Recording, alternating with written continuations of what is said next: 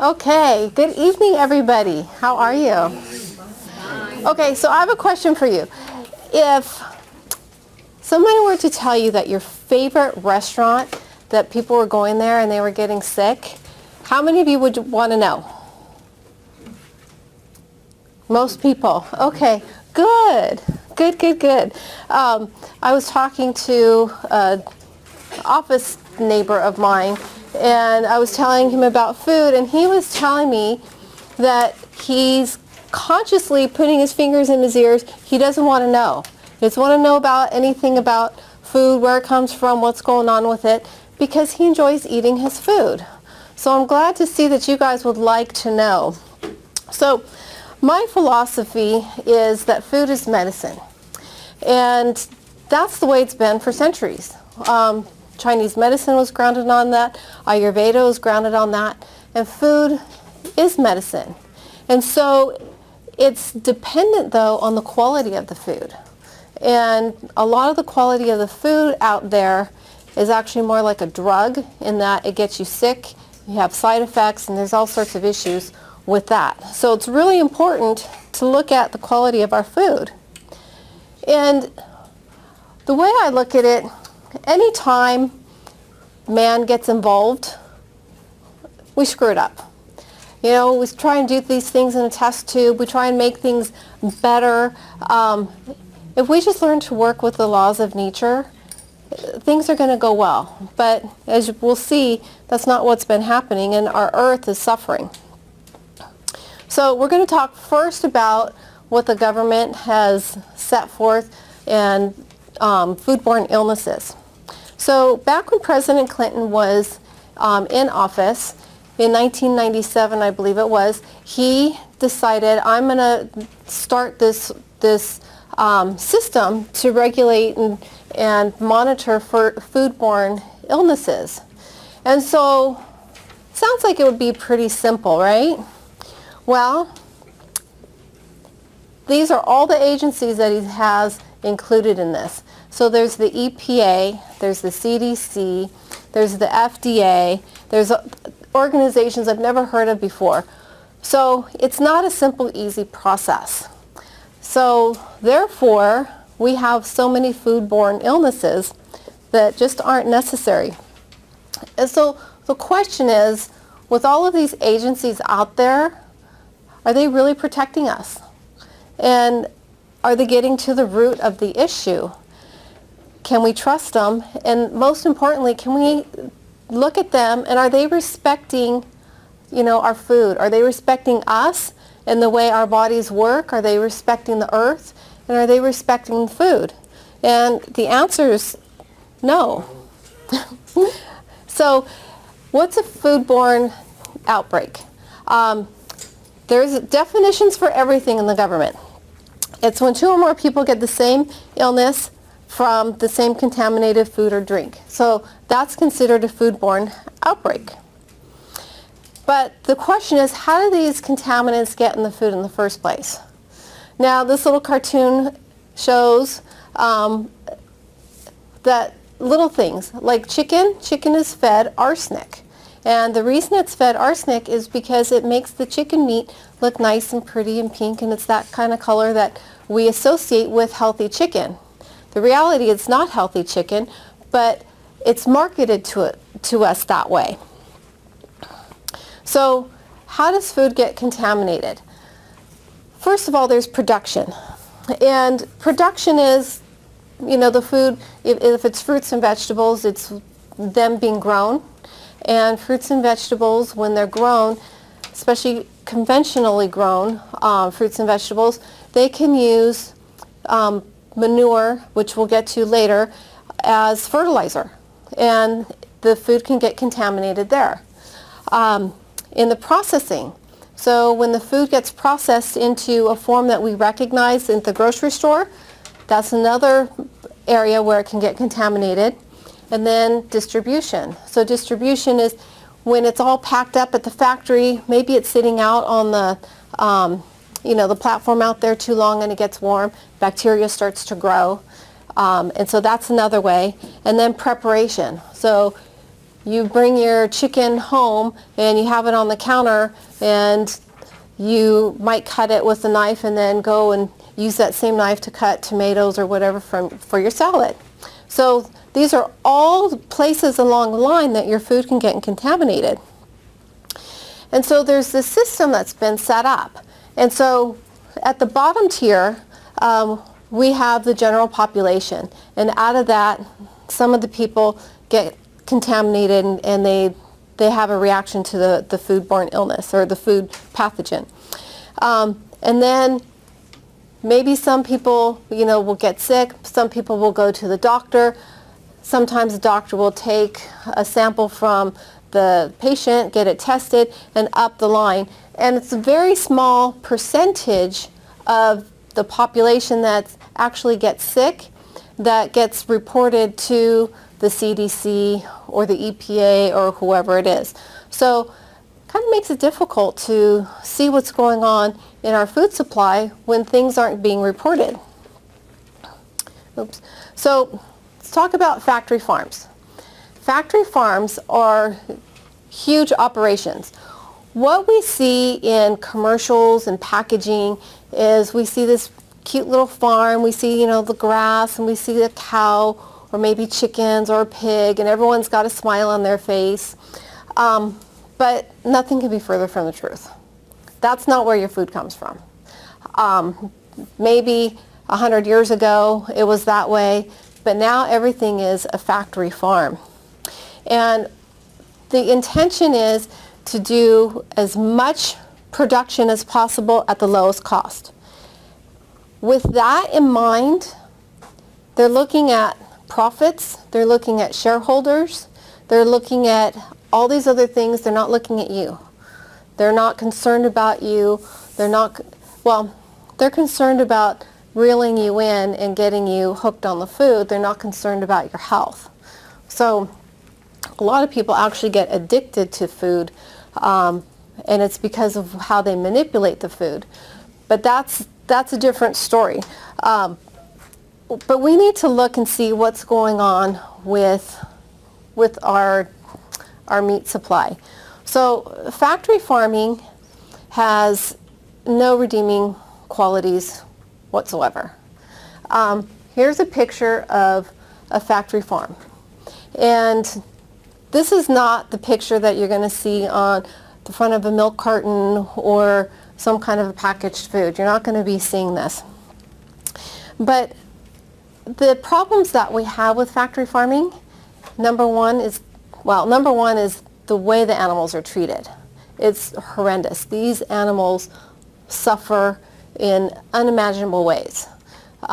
If you or I would treat our pet the way that these companies treat farm animals, we'd be prosecuted for felonies because it's just atrocious.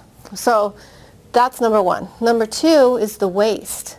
Our earth can't sustain the waste that's being put out by these factory farms. So what they do is they have what they're called manure lagoons. And these manure lagoons are massive. And so all the waste from the animal goes into the manure lagoon. And the waste is so toxic that the fumes of it will kill you. So it also will leak into the ground because they make these lagoons, but the infrastructure of the lagoon cracks, and the waste seeps into the groundwater, and it pollutes the groundwater. It pollutes the land. I mean, there's nothing that you can do with this land. Nothing is going to grow in it. It's so toxic. And so, according to the National Institute of Occupational Safety, they say that this is the leading cause of death in the workplace. Now, that's pretty profound. This is the leading cause of death in the workplace, these lagoons.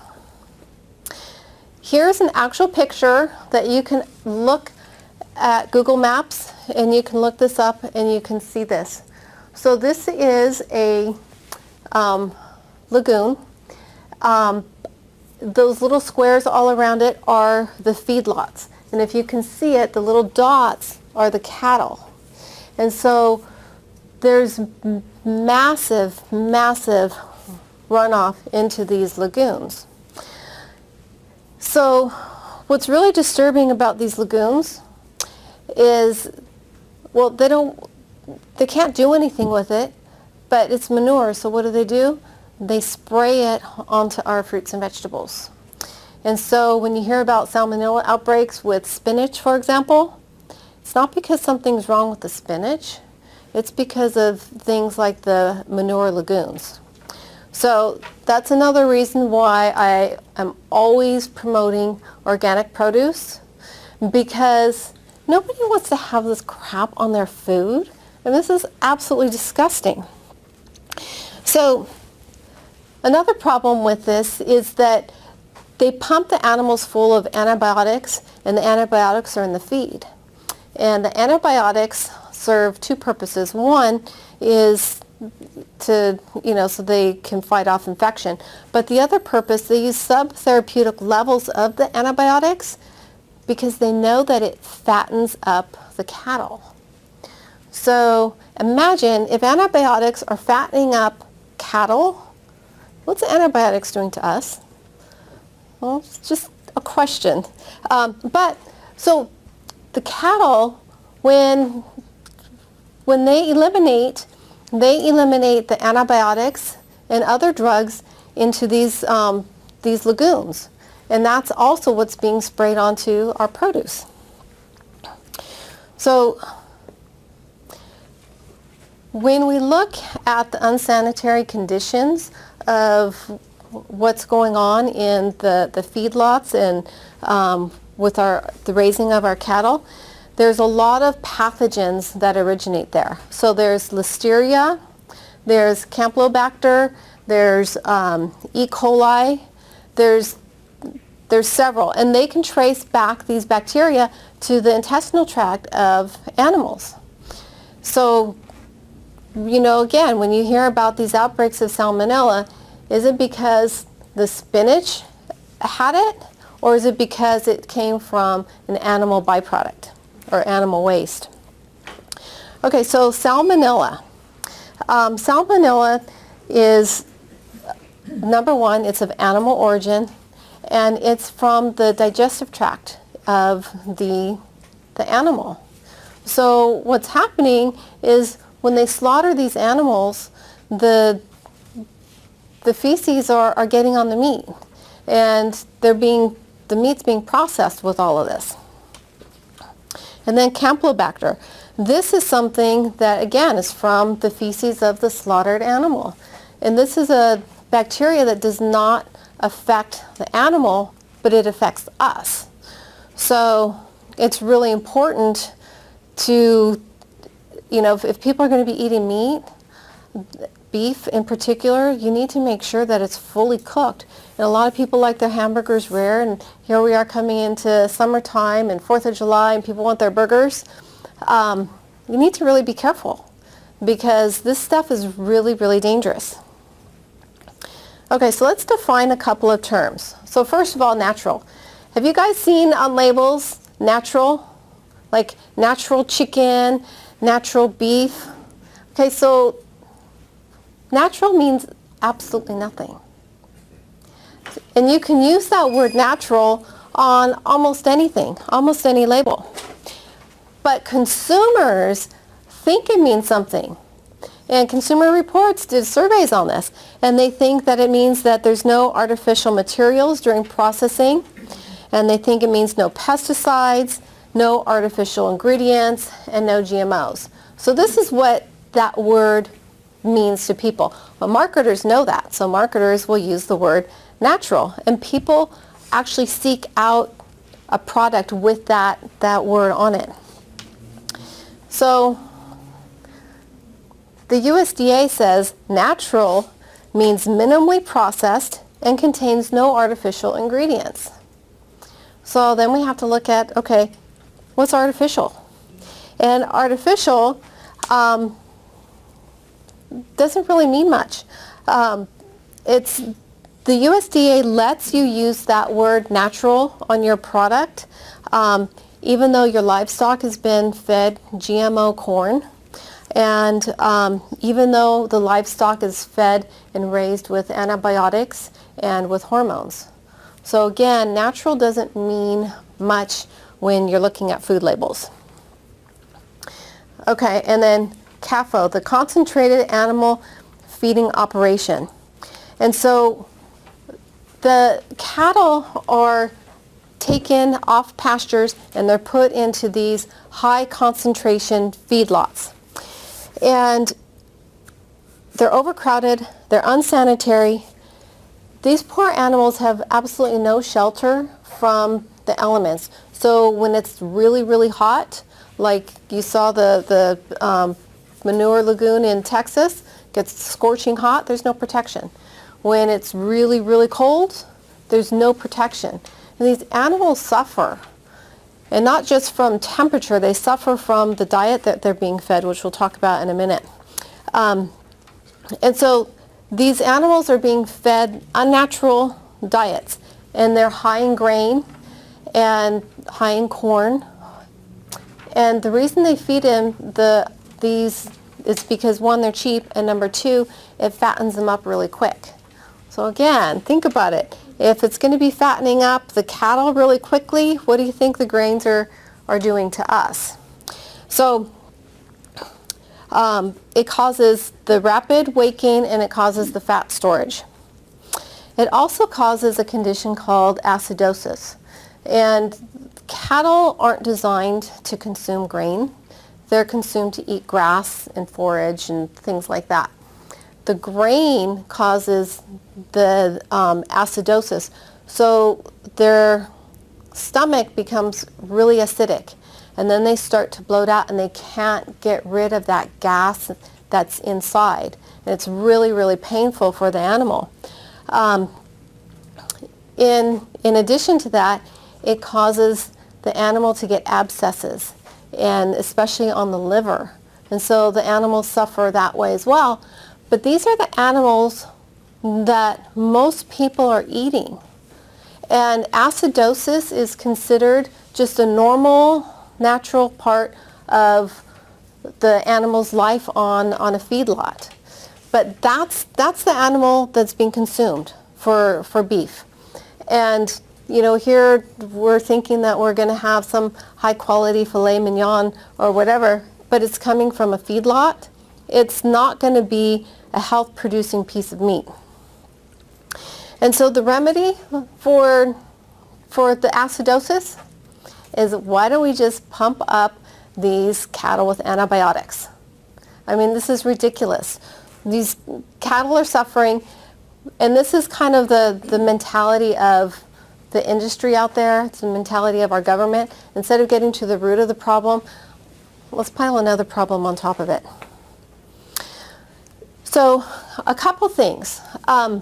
All cattle, when they're born, they are raised on pastures. So all of them. There's a lot of businesses out there that will market their beef as grass-fed beef. Well, yeah, they start out their first few months of life eating grass. They have to, but then they get transported to a feedlot, and then they get fattened up with the grain. So there's a lot of companies that aren't really above board, and they use this mislabeling. When it's a USDA grass-fed, the standard is higher. However, I don't know about the monitoring, but the standard is higher. So the baby calf has to have been raised on mother's milk and grass or forage through the life of the cow. And then they have to have access to pasture during the growing season. Well, access doesn't mean much. They can still be shipped off to a feedlot, but they can be fed hay and things like that and still be considered grass-fed. So another thing is, grass-fed still means that they can have hormones and they can have antibiotics. So grass-fed beef is not the same as organic. They're two completely different things. So when cows are given the artificial hormones, it's done so that they can regulate the timing of the conception, so they can regulate the timing of the birth. So they have this down to a science. This is not that these cows are out there and they're mating and they're having normal lives and they're, having their baby calves. Not at all. Usually it's artificial insemination. Usually it's hormones so that they can make sure that the cattle give birth at the time that they want when it's convenient to them. So the other thing that's disturbing is that in 2006, the FDA granted preliminary approval for cloning. So cloning, according to the FDA, is safe, and the meat is just as good and nutritious as, regular beef. And that's going to solve a lot of these problems, according to the FDA. The other thing to look at when we look at grass-fed beef, a lot of people spend that extra money because they want to have the good omega fats. And so grass-fed beef is higher in the omega-3 fats. And this chart here shows that when the cattle are on the feedlots and they're being fed grain, the levels of the good fats, the omega-3s, just drops immediately. The omega-6s and the inflammatory fats rise. And so you're not getting a good, good health-producing meal. So grain-fed beef. So many experts think that the deadly E. coli virus or bacteria stemmed from the cattle being fed grain, which makes sense because the cattle aren't able to digest. They have the different stomachs and they're ruminant animals, and this is so foreign to them, their bodies can't digest it. The pH balance is off in the stomach, and then the E. coli just goes rampant and proliferates. And so they receive their steady stream of antibiotics so that they can, cure the problem of the E. coli. And then they get the subacute. Well, every cattle on a feedlot gets the subacute acidosis, and it's considered normal. And this is an extremely painful condition for the animal. So here's a few facts. Meat production, the consumption of meat and beef is just skyrocketing, and it's going to double by 2050. Also, what's really disturbing is that livestock occupies about 1/4 of the Earth's land, and then animal feed production is taking up about 1/3 of the Earth's arable land. So the land that you can plant on and harvest. The other thing is that livestock is responsible for a huge amount of the emissions, the greenhouse emissions. And one of the things, if you want to be conscious about greenhouse emissions, people are switching over to electric cars and doing things like that because they think it's going to benefit the environment. However, it's more beneficial to cut out and drive your gas-powered car than it is the other way around. So another thing to think about, another reason to start eliminating the beef. So the true cost of beef. Beef is really, really heavily subsidized. And every time the government subsidizes something, it usually ends up not being that good for you. And another example is the beef industry. So to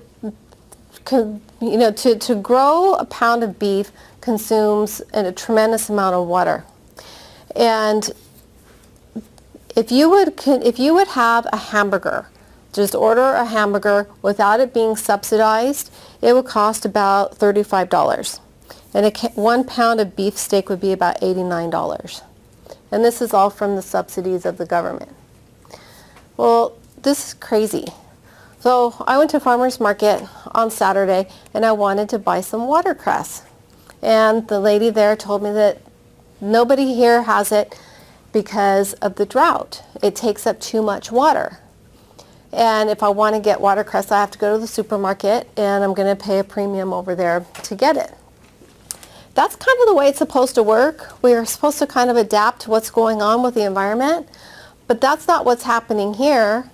You know, nobody's cutting back on their consumption of burgers and steaks and all that. And people want their burgers and their steaks, and they don't want to pay more for it.